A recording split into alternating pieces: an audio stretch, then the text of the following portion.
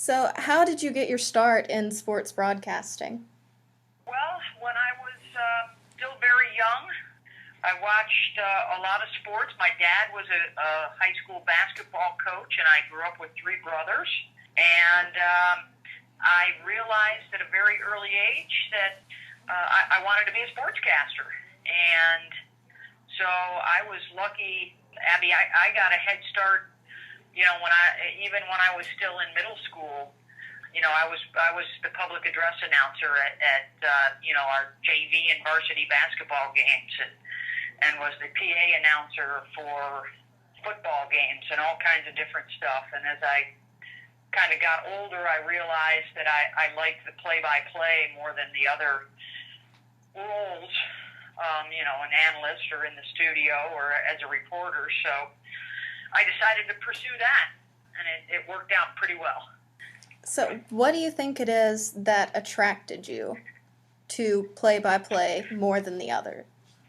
Well, I always was a little bit of a ham when I was younger, and growing up with three brothers, you kind of had to fight for attention and fight for scraps at dinner, and that they were very instrumental in kind of toughening me up, as well as encouraging and supporting my dream and my goal, and it was the most natural fit, I guess, for me.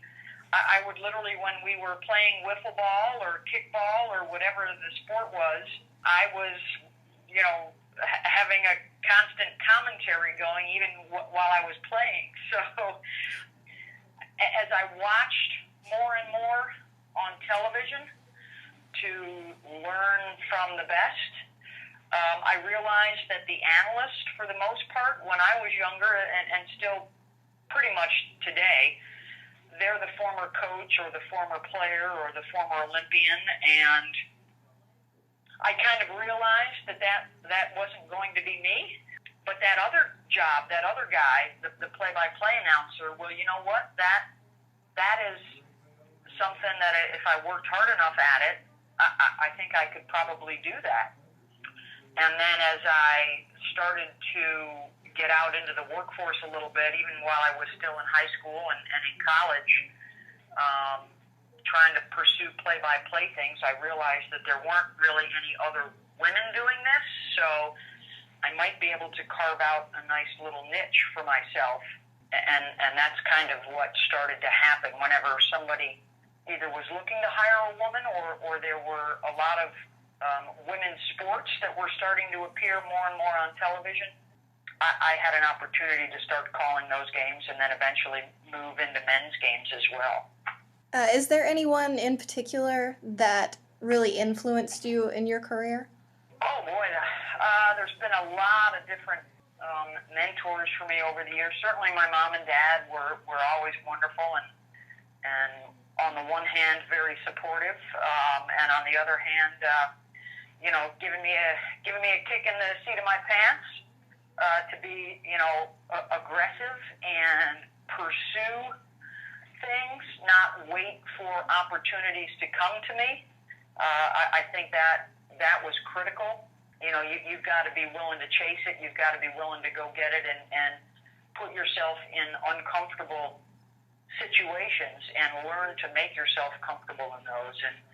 And so I guess my parents would be there first and foremost. And then, I went to Syracuse grad school, and Syracuse has a wonderful tradition of sportscasters. So probably, a lot of guys that I looked up to over the years, Bob Costas and Marv Albert and Dick Stockton. And then, a little closer to my age, guys like Mike Tirico and Sean McDonough and Dave O'Brien.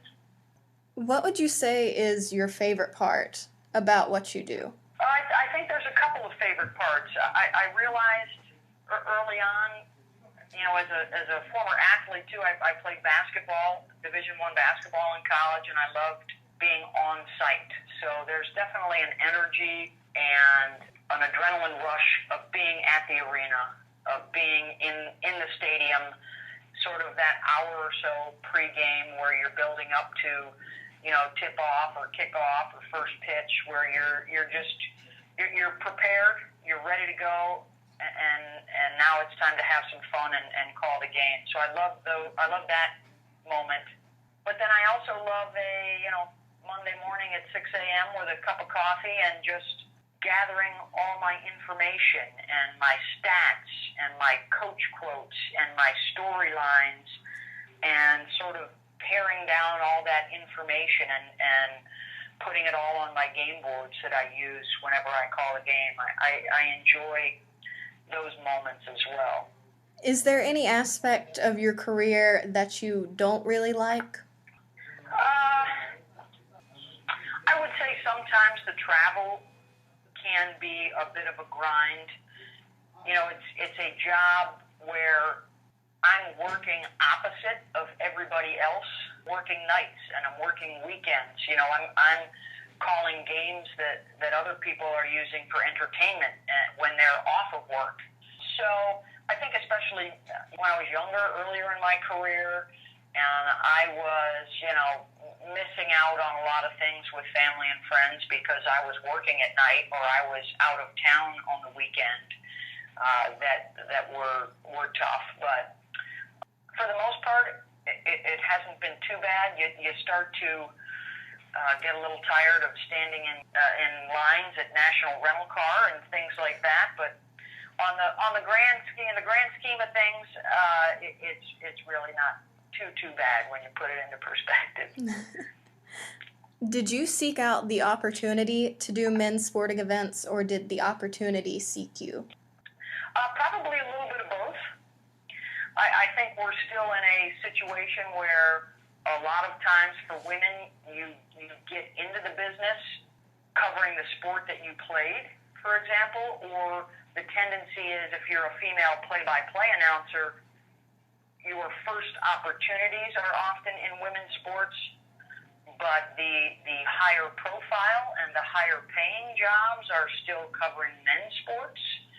So I think there's a natural tendency that you build up towards working men's sports and you look for opportunities to do men's sports while still staying in touch with the women's games, because I think that's important too for, female student athletes to realize that their games are still meaningful and still very important as well.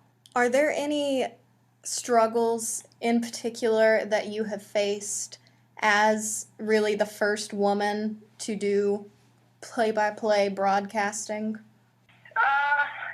I think the biggest challenge, I've been pretty lucky that I've had some great male mentors and coworkers and bosses who have seen me as a play-by-play announcer before seeing me as a female play-by-play announcer. But I think still the biggest hurdle is just to get people not to ask why should we hire a woman, but why not? And so I think that is still, the sort of negotiation or the challenge that I have to make sure that people are keeping an open mind and still considering me for particular jobs, whether I'm the right, that I'm one of the people that should be up for consideration regardless of gender. Did the male players have a different reaction to you as a play-by-play broadcaster, and has that changed since you started? That's kind of the one thing that's always I've always loved. For the most part, the players and the coaches are so involved in their own preparation. You may get a second glance when you show up, and they may ask a little bit about your background. But once they understand that you're a professional, and in my case, I think it's been a big advantage that I did play Division I college basketball, and my dad was a coach. And if I can sort of share that information, there's a certain respect, I think, that goes along with it. But I've never had any issue with players or coaches. They tend to give you the benefit of the doubt and give you an opportunity to prove yourself. I think oftentimes it's more of a hurdle for fans because it's so unique to see a woman sitting courtside or in the press box, or to hear a woman's voice when you're sitting at home watching on the couch. I think for fans it takes a moment or two to make that adjustment and appreciate you for the quality of your play-by-play as opposed to just your voice. Have you reached your career goals, or do you have further plans to kind of go higher? I think you should always be striving for new adventures and new challenges, and so certainly I love doing what I'm doing, and the people that I've worked with at ESPN over the years have been absolutely fantastic. And so you kind of try and, hey, a little better football game next week, a little better basketball game next week. Certainly the NFL and Major League Baseball and Premier League soccer and the Olympics would all be new challenges that I think any play-by-play announcer would love the opportunity to do. So you kind of keep plugging away and keep working hard and see what might turn up. What advice would you give to women who are interested in a career in sportscasting? One of the big things I always say is never say no for no particular reason. You've got to put yourself out there in the workplace as early as possible. No job is beneath you. No work that may, take you out of town or take you to a job where you might say, you know what, I don't know if I really want to do that. You've got to embrace every opportunity you can get because you never know who you're going to meet. You never know who might see you on that job that may one day hire you. I know tons of young women that have worked on our shows. They start out as runners. They hop in their car and drive 5-6 hours to a game early in the morning and then turn around and drive home afterwards. But they're on site and they're working as a professional and they're picking up a paycheck.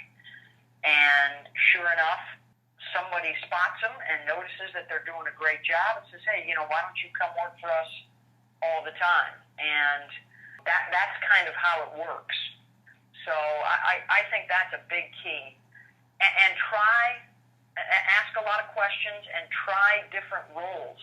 You may think you want to be a reporter, and then once you start working a few events, you realize, you know what, I think I might want to be a director instead. And so kind of find out as quickly as possible what you think your career track might be, so then you can start focusing on it as soon as possible. So for me as a play-by-play announcer, it was critical. I watched games all the time with an ear on the play-by-play guy.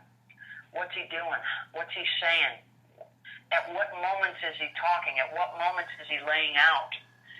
How do they prepare? Asking all kinds of questions. What do you put on your game board? I would go and sit, growing up in Syracuse, I was very lucky with the university right there and with the AAA baseball team and with all kinds of high school sports. I'd take my recorder and go sit in the bleachers and just talk into the recorder and practice as much as I possibly could. And I think that can make a huge difference. Well, thank you so much for taking time to speak with me. Great, and thank you very much, Abby. Best of luck to you. And, you have my email and my phone number. If you ever have any questions, I will try to be as attentive as possible in my travels. But I wish you well. Thank you.